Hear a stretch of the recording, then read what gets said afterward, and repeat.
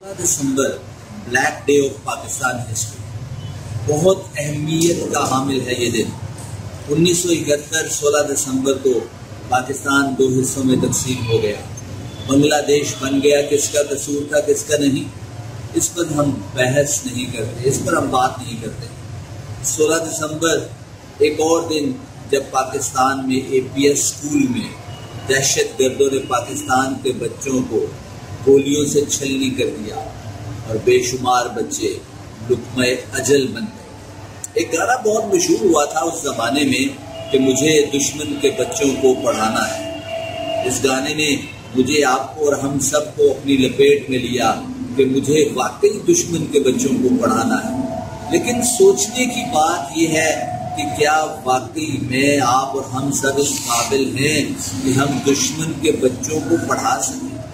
دیکھیں، پاکستان کے تعلیمی نظام پر اگر ہم ایک چھوٹی سی نظر دوڑا کر دیکھ لیں، ایک طائرانہ نظر دوڑا کر دیکھیں تو آپ محسوس کریں گے 120 ممالک کی اگر ایک فہرست تیار کی جائے تو پاکستان کا تعلیم میں 113واں نمبر ہے۔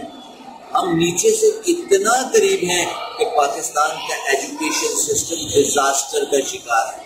پاکستان میں طالب علم پڑھنا نہیں چاہتا، استاد معذرت کے ساتھ پڑھانا نہیں چاہتا۔ ہمارا نظام تعلیم ڈسٹربنس اور ابتری کا شکار ہے۔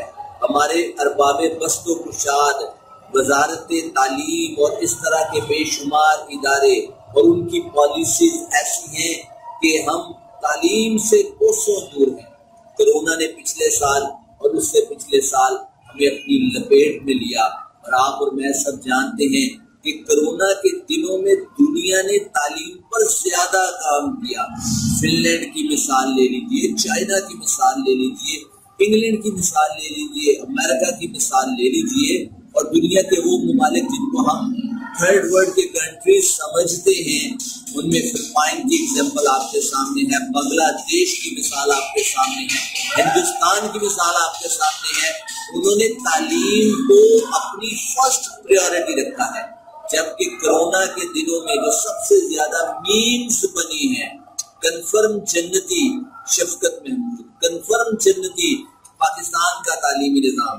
مطلب کیا؟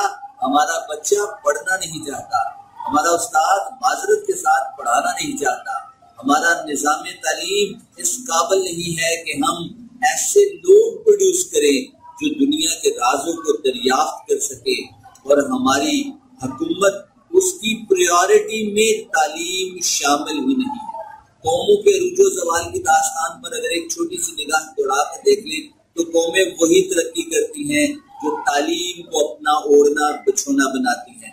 تو آج کی اس ویڈیو میں یہی پیغام دینا چاہتا ہوں کہ فرسٹ پریورٹی اگر ہماری، ہم سب کی تعلیم نہ ہوگی تو ہم کبھی بھی ترقی نہیں کر سکیں گے۔